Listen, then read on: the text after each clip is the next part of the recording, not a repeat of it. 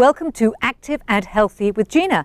And just to prove that you can do your 10 minutes of Ageless Grace exercises absolutely anywhere, I've chosen a golf course today. We're out at Steenberg Golf Estate in the Western Cape. Beautiful grounds, beautiful winter's day, and we're just going to do our 10 minutes of exercises right here. So if you see me duck, it's because the golf ball's heading my way, but hopefully we should be okay. The 18th tee is that direction, not right here. So I'm going to incorporate a little bit of golfing in one of our exercises that we do, which is called Team Fit.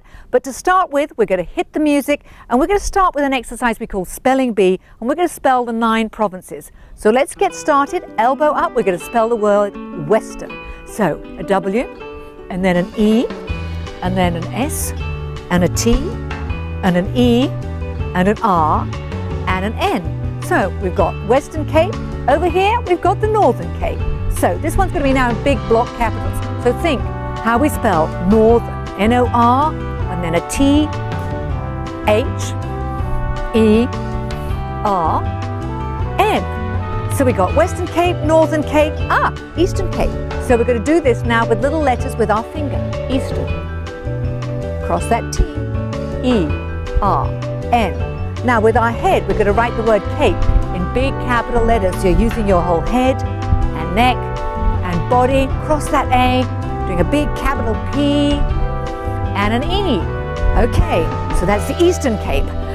Where else? KwaZulu-Natal. Let's be writing with our foot in the air. So we're doing K, W, A, KwaZulu. Just having to think about this. Z, U, L, U. And then on the floor, we're going to write the words Natal, still in capitals. Very good. Other leg, we're going to do Limpopo. So let's do L. I'm doing this still in big capital letters. M, Po, Po. Is that right? You can always rub it out if it's wrong. How about that nice, beautiful, long one? Mpumalanga. So we're going to start it with a big M. We're doing this with our tummy button. Helps us move the whole of our digestive system. M, P, pum. This is when you find out if I can spell or not. M, pum, A. And then an L, langa. A, N, G, A. I don't think we did all the provinces, but just then we got some of them done. We'll save the rest for another day. Okay, the next exercise is all about being very expressive. It's all with our upper body, and we're going to pretend we're heading off to the clubhouse for a cup of coffee. So we're going to walk on in, we're going to open the door, let the door close behind us, pull out a chair, sit down, open the menu. Then the lovely little waitress comes up and she opens her book and takes your order. Cappuccino, chai latte, and a tea.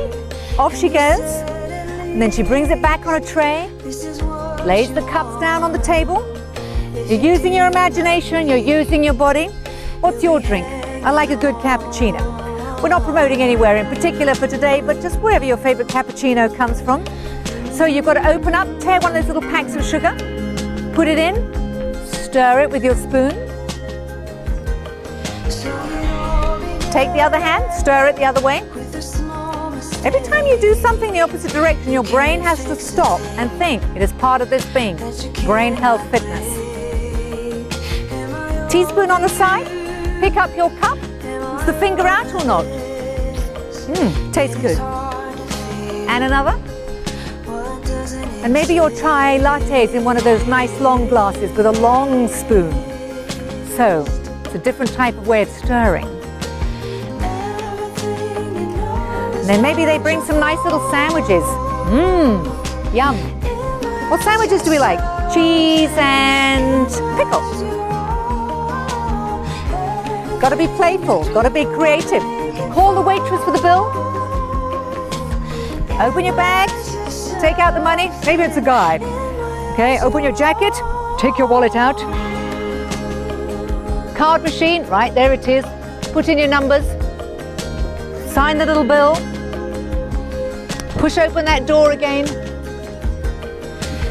You're somewhere beautiful like Steenberg and you're going to stop and look at the view. And suddenly you see your friend coming down the 18th tee.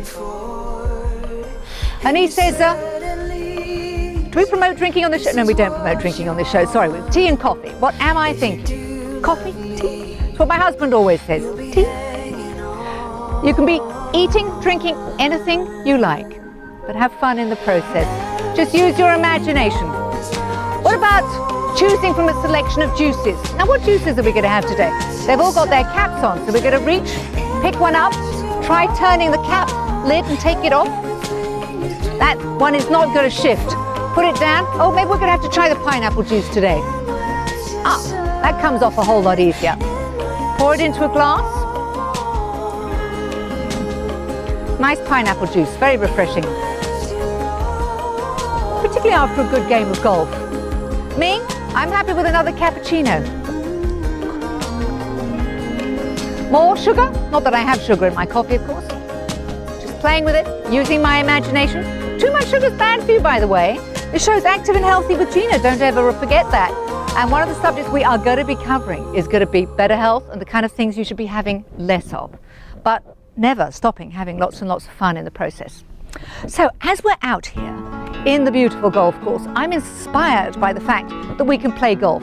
Now, I've got no idea, but you know, you can get to see them walking down and they're pushing their carts, coming up to the tee.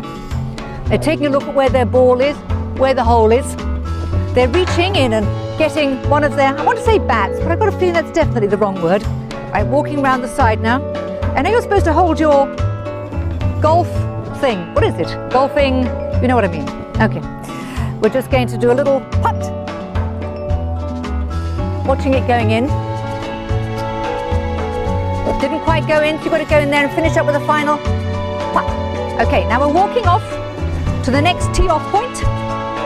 And we're going to get one of our drivers out. So we reach in, pull off its little cap. They often seem to have very funny caps on them, I notice. Now we're going to turn and do a really fancy golf shot here. It's one hand lower and one higher. We're going to take it behind us. Up. Did that go a long way or not? I think we missed it altogether. Oh, they always practice first, don't they? You always see the golfers practicing one or two shots before they actually hit the thing. Okay, here we go. That's a long drive. I think I'm supposed to finish up over here, aren't I? As you can see, Gina has absolutely no idea what she's doing. She's just imagining what it would be to play golf. Okay, we're going to try now with the other side. And just a little putt on this side. Heading for the hole. I'm trying it now with my other hand. Would I be any better playing left-handed? The answer is absolutely no, and I do know that you have different shaped drivers going different directions depending on whether you're right or left-handed.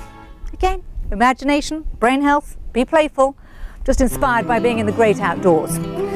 Now, we're going to finish up today working on balance points. Key balance points that we work on in Ageless Grace are the inner ear, on our core and on our feet.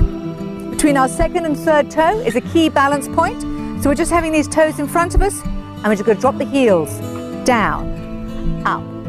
So both heels are going down and up and down and up, down and up, down and up. And let's alternate, one up, one down, up, down, up, down, up, down, up, down, up, down.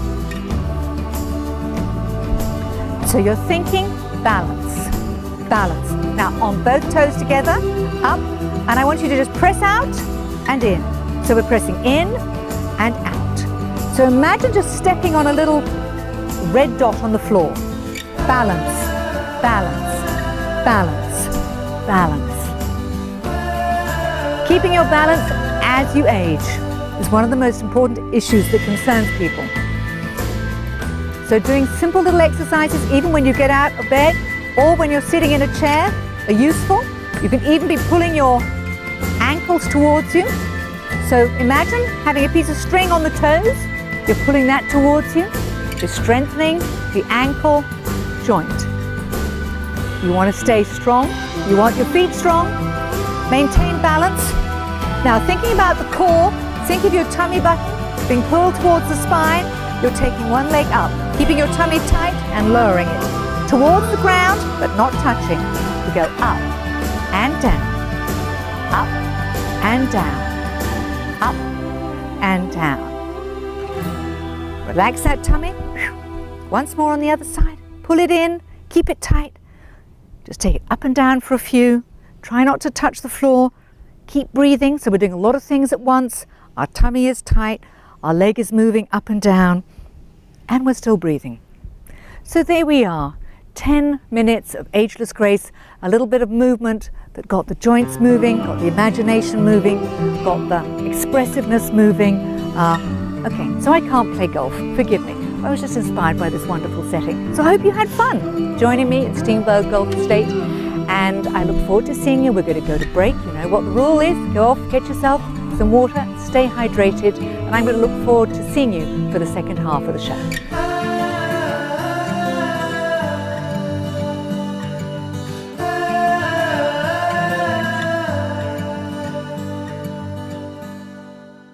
Welcome back to Active and Healthy with Gina. I hope you did the first section's exercises, that you had fun with that, which is the most important part of it. And just realize how simple it is to introduce 10 minutes of physical activity into your life. Good for body, good for brain. So we're going to be doing part 2 today. I'm back with my lovely guest from last week, life coach and educator Alice Ashwell. And we were talking about that incredibly meaty subject, but one that you bring a richness and a new awareness to, which is dementia. So Alice, lovely to have you with us again. Great to be back. Thanks, Gina. So we wrapped up last week on the fact that you had discovered a great book that enabled you to be able to start taking a new journey with your mum. And give us those 3 pointers again, because it's lovely to hear them from you on what were the ones that shifted your awareness on how you could react differently with her. Yes. So stop trying to correct the person with dementia. Right. What was the second one again? Ask questions. Difficult questions. Stage fright. Just to make sure I'm paying attention as well. But that's great. Stop contradicting. Yes. Don't ask them questions that you know they can't answer. And then find the things that they love doing and that they still can do. And focus on those things, not on the things they've forgotten how to do. And I think that's so important, because I think we sometimes get a sense that this person with dementia has to be wrapped up in cotton wool because they can't do anything. Yes. And yet to retain, as you're saying, that sense of awareness and importance about building on those things that they can do. So you touched right at the very end last week, we spoke about music, and I know that that was important. So how did you work that with your mother? Well, my mum was a pianist. That was her gift. Can you imagine having a gift to bring the world, and then you're no longer allowed to bring it because you now have dementia, and so you must just sit and watch television all day? So in fact, Mum ended up, until she died at 88, playing the piano till 2 weeks before she died.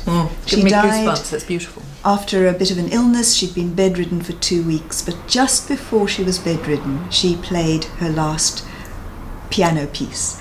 And what was beautiful was, even though she forgot the pieces she'd learned, she made music up. She never lost her ability to make beautiful, harmonious music on the piano.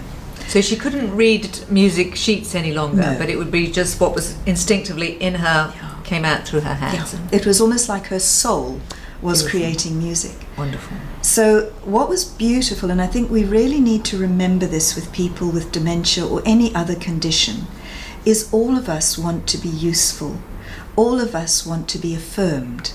And if we can bring our gift into the world, then we can be welcomed and thanked and affirmed for it.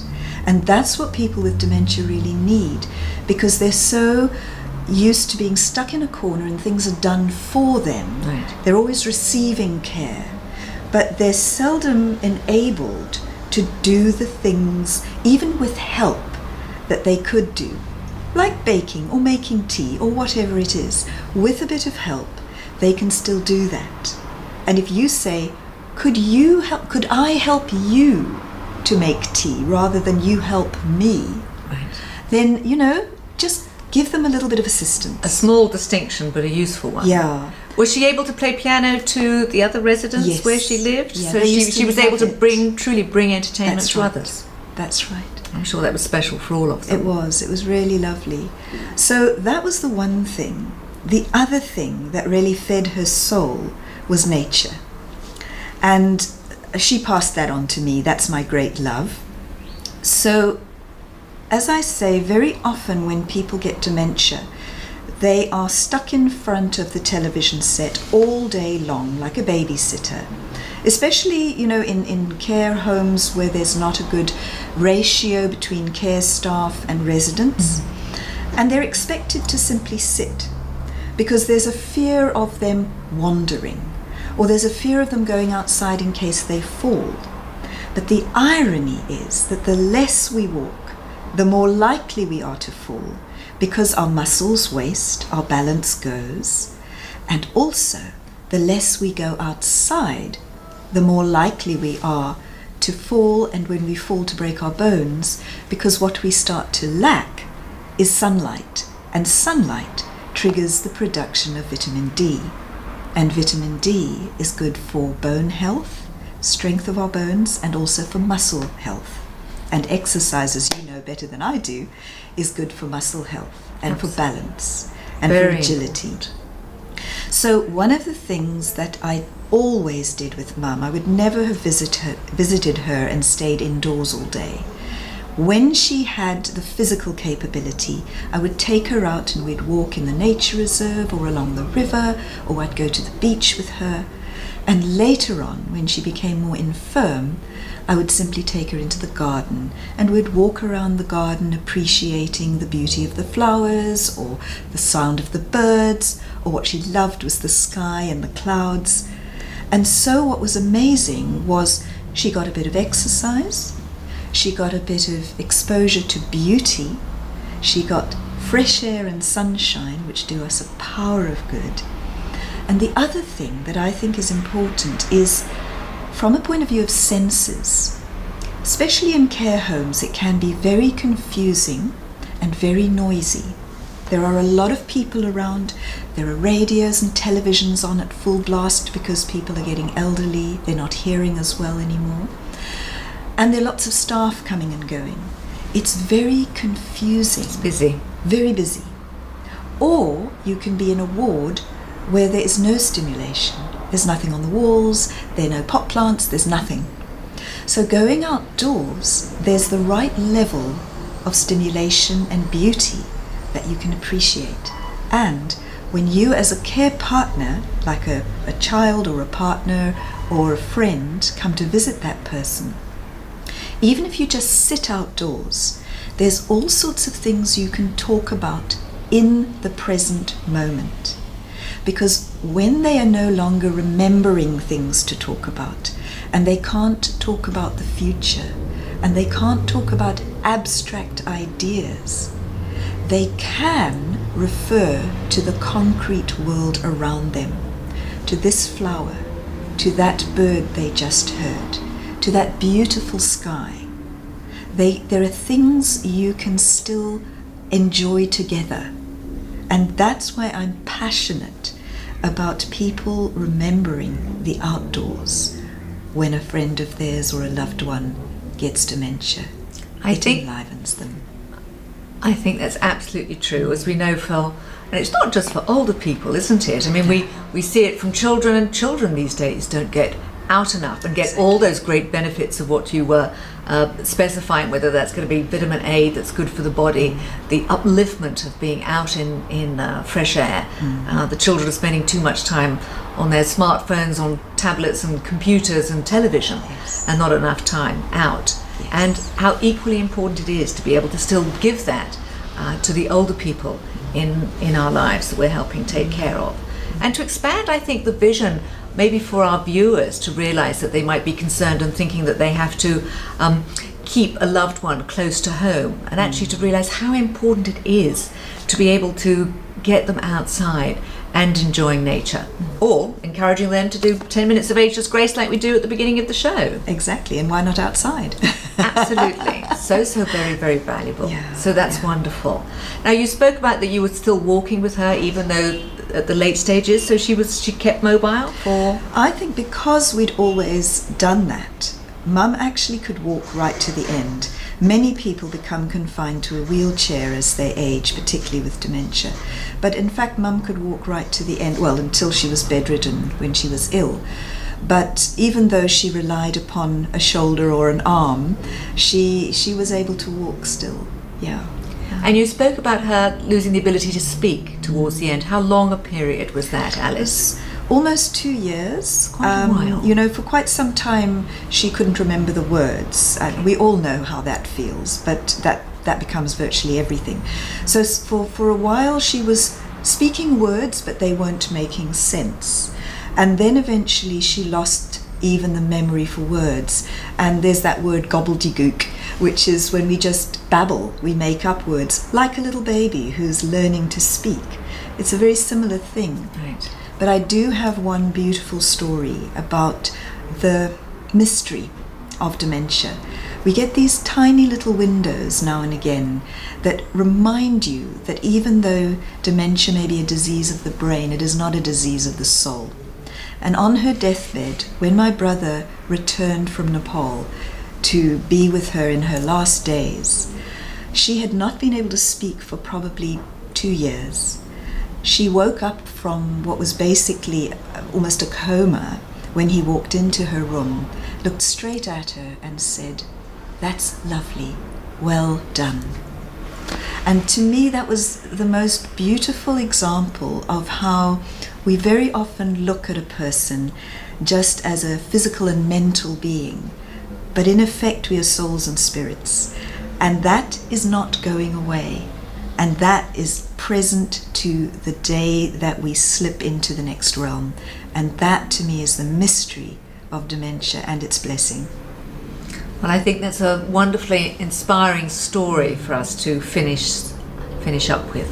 So Alice, thank you for sharing that journey, and I think it's beautiful that you are so passionate about this to make other people more aware that it has wonderful benefits, that you can still have a loving, wonderful, incredible relationship with this parent, friend, sibling, whoever it is, that it needn't be all depressing, that treat it differently, enter into their realm. Yes. Instead of expecting them to be in yours. Absolutely, well said. So, Alice Ashwell, thank you so much for coming and sharing your story and enlightening us all a little bit more about a journey with dementia. Thank you very much for being with us.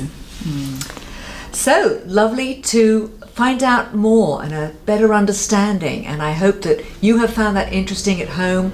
There will be a blog on my Ageless Grace with Gina website that will give you some more information, the book that Alice mentioned, and just know that you can still love and honor the person in your life who has dementia. That, as Alice said, the soul, the heart of that person is still there, is still alive, that you can still connect with it, can still have an enriching relationship. So thank you for being with us, and I look forward to seeing you on next week's episode of Active and Healthy with Gina. Bye-bye. You may not know that Ageless Grace needs more educators. So if you would like to do what I do, teach these wonderful classes to your own family and friends, or to groups in retirement villages and healthcare centres, then become a certified educator. It is a 2-day course. It's happening 28th and 29th of October in Cape Town and the 4th, 5th of November in Johannesburg. agelessgracewithgina.com. You'll find all the details. Come and teach this program.